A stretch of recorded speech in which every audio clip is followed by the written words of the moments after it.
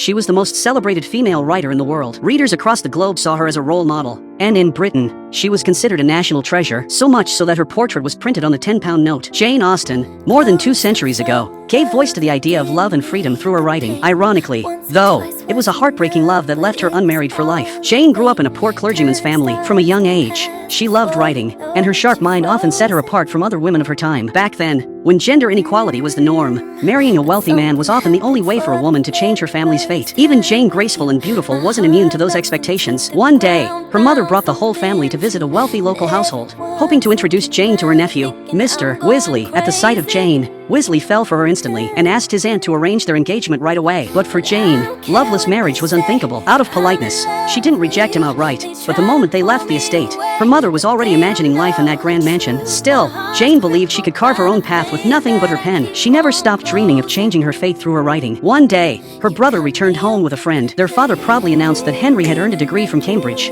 and followed that by sharing news of his eldest daughter's engagement. Her fiancé had joined the army, hoping for a better future, and they had promised each other to marry the day he returned victorious. As a younger sister, Jane wrote a heartfelt blessing for the couple, but just as she was reading it aloud, a young man burst into the room. Handsome and striking, he instantly captured everyone's attention. Jane was no exception.